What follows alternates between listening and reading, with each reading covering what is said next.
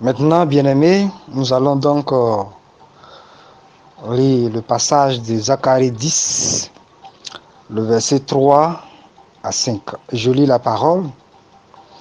Ma colère s'est enflammée contre les pasteurs, et je châtierai les boucs, car l'Éternel des armées visite son troupeau, la maison de Juda, et il en fera comme son cheval de gloire dans la bataille.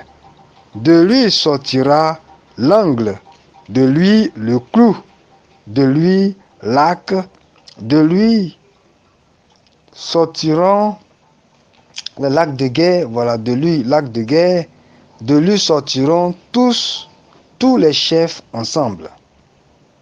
Ils seront comme des héros foulant dans la bataille la boue des rues. Ils combattront parce que l'Éternel sera avec eux. Et ceux qui seront montés sur des chevaux seront couverts de honte. Je reprends le passage. Ma colère s'est enflammée contre les pasteurs, et je châtierai les boucs, car l'Éternel des armées visite son troupeau, la maison de Juda. Et il en fera comme un cheval de gloire dans la bataille.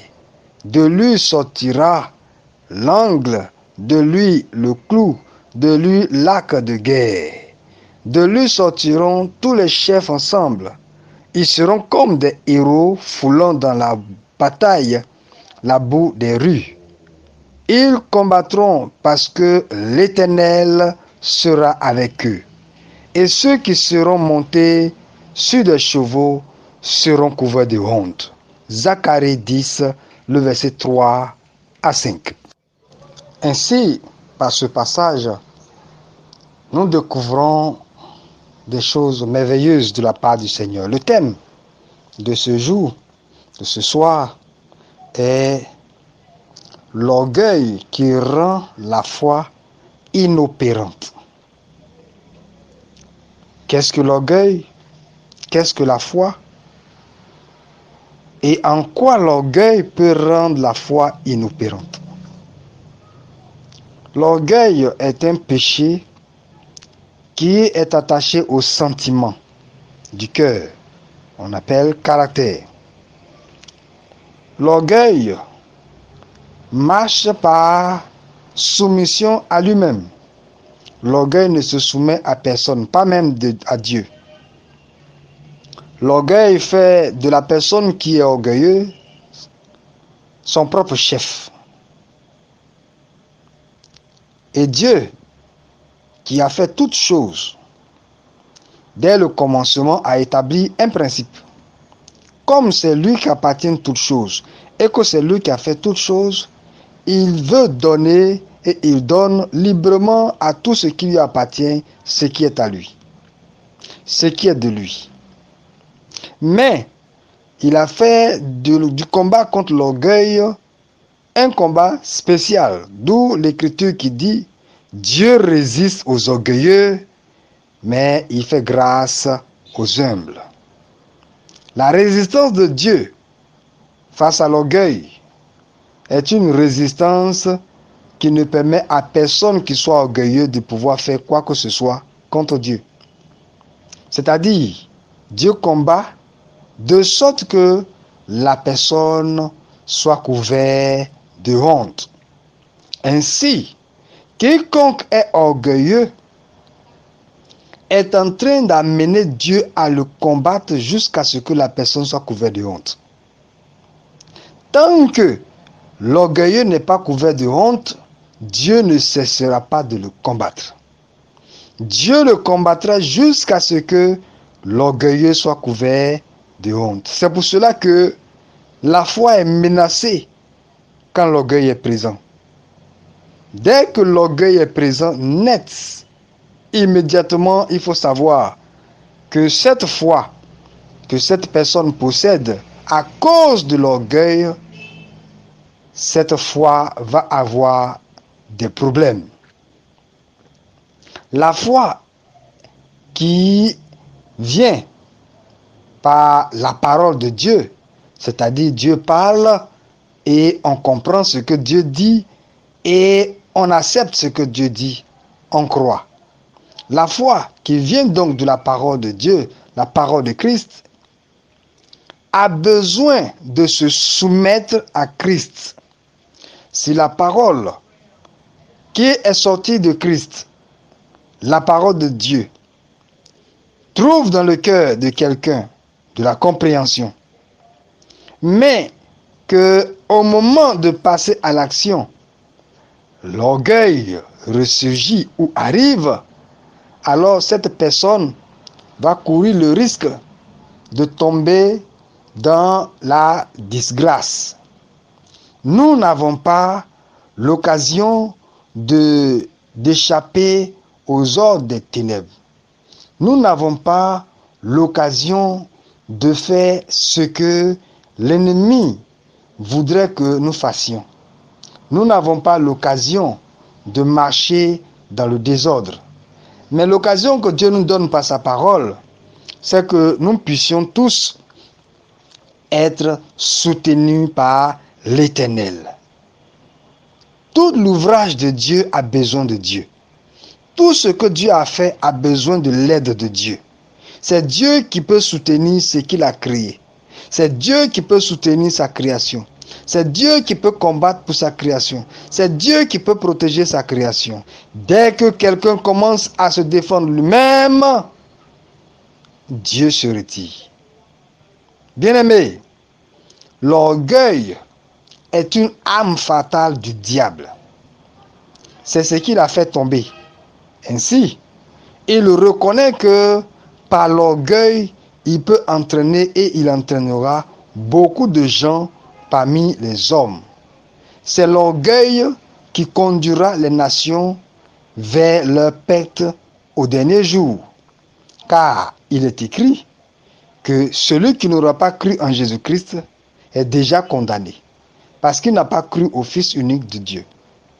Donc, les choses sont ainsi établies par Dieu, pour que nous sachions que celui à qui nous appartenons, c'est lui qui doit être au cœur de toutes choses de notre vie.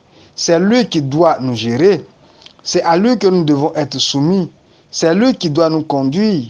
C'est par sa grâce que nous devons être orientés.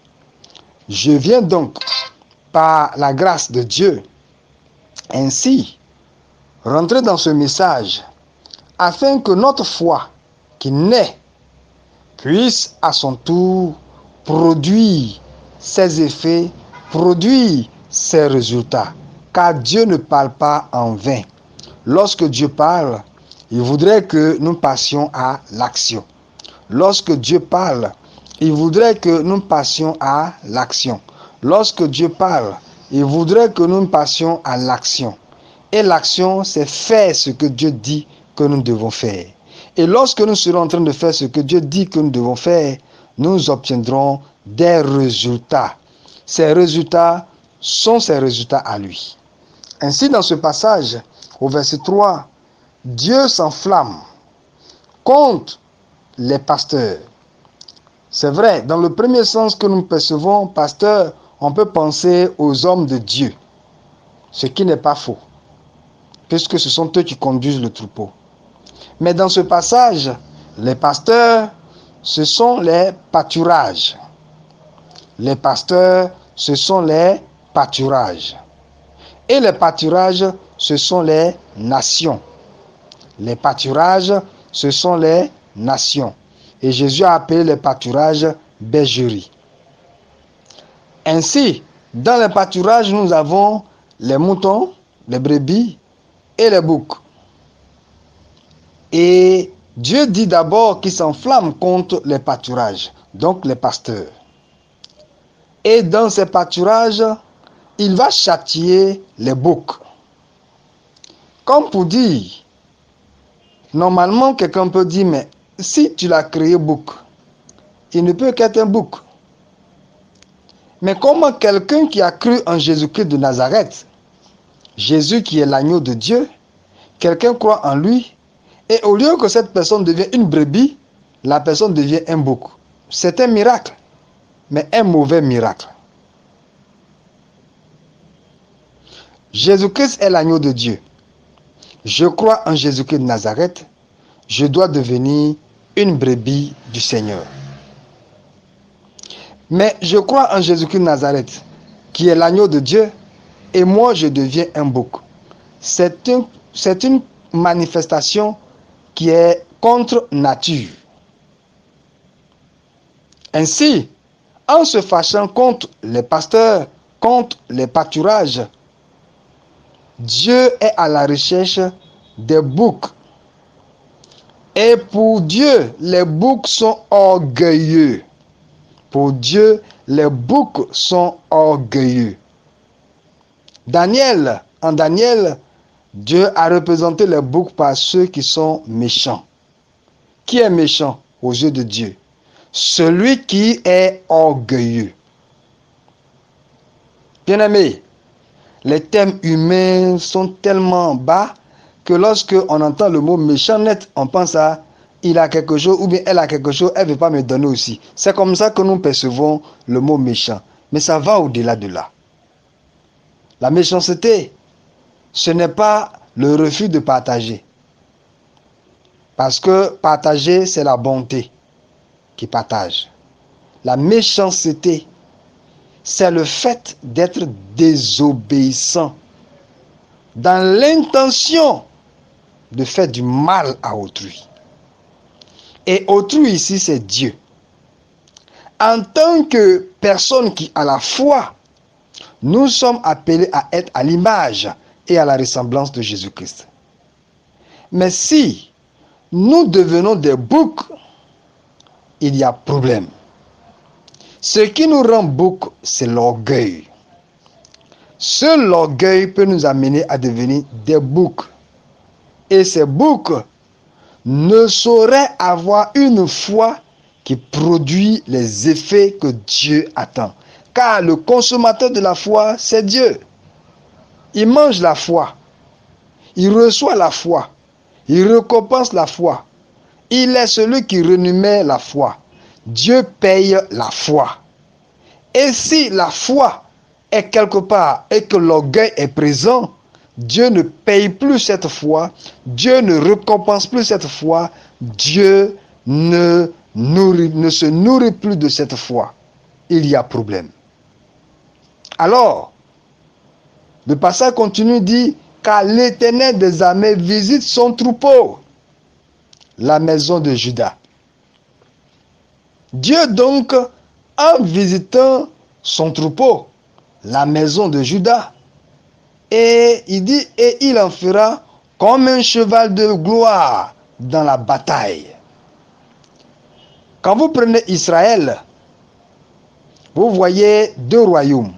Depuis que Salomon a commis ses péchés et a divisé le royaume sous son fils, car c'est à cause de Salomon et ses péchés que Roboam, son fils, a reçu en héritage un royaume divisé. C'est ce qui s'est passé avant vous. Vos parents sont rentrés dans le désordre, ils ont été coincés par quelque chose, ils se sont retrouvés sur les féticheurs, et à la suite, vous êtes venus et vous avez hérité des conséquences. Le royaume d'Israël est composé de deux royaumes, deux rois. Il y a un royaume à Samarie et un autre royaume en Juda. Ceux qui sont en Samarie, on les appelle Israël, et ceux qui sont en Juda, on les appelle la tribu de Juda, qui était accompagnée de Benjamin, la tribu de Benjamin. Ainsi, les deux rois sont ainsi définis. Samarie, la capitale d'Israël, est le cerveau humain, la représentation du cerveau humain. Et Juda, dont la capitale est Jérusalem, est la représentation du cœur humain. Vous avez compris la révélation. Ainsi, quand Dieu visite son troupeau, Dieu visite les cœurs de ceux qui croient en lui. Et il va faire de quoi? Il va faire des cœurs son cheval de bataille son cheval de gloire dans la bataille. Il faut que Dieu trouve dans le cœur l'humilité, l'opposé de l'orgueil.